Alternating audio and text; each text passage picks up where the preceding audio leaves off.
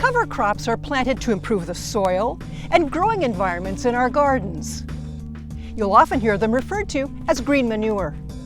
These cover crops are adding nitrogen to the soil for next year's cucumbers.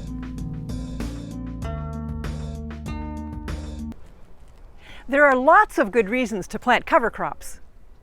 First of all, they add nitrogen to the soil by gathering it from the air and converting it to a form that's usable by the plants.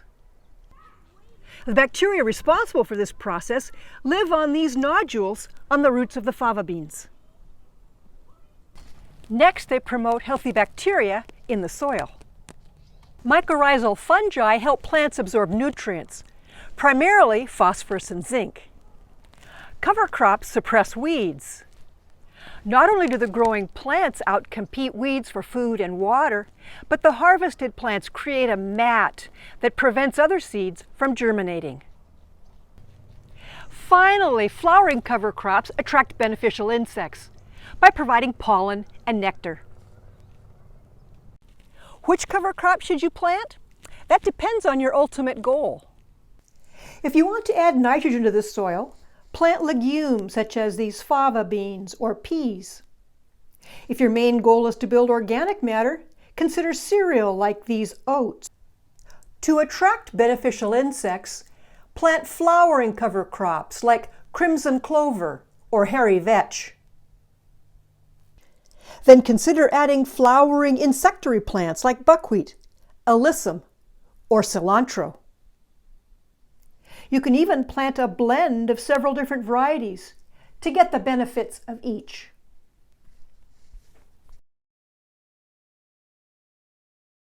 While we tend to think of planting cover crops primarily in the fall, they can actually go in any time throughout the year. In fact, it's good gardening practice that whenever you have free space in your garden, to plant a cover crop and replenish the soil. Smaller seeds can be scattered directly over the soil and then covered lightly with dirt. Plant larger seeds like these fava beans at a depth of 1.5 inches. After planting, sprinkle thoroughly and keep the area evenly moist.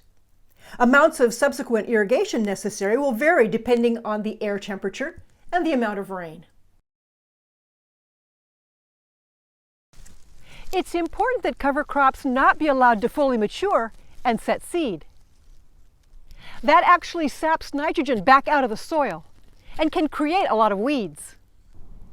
The most nitrogen is present in the soil when the plants have partially bloomed. When the crop is ready to harvest, or about 3 to 6 weeks before planting, cut it down to the ground and use shears to clip it into small pieces.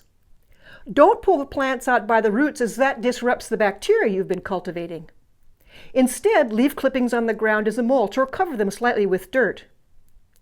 When it's decomposed a little ways, you can plant seeds or seedlings directly into the mulch, disturbing it as little as possible.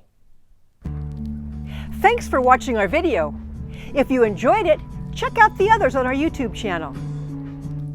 And remember, if you've got a gardening question, ask us. Master gardeners are always available to help.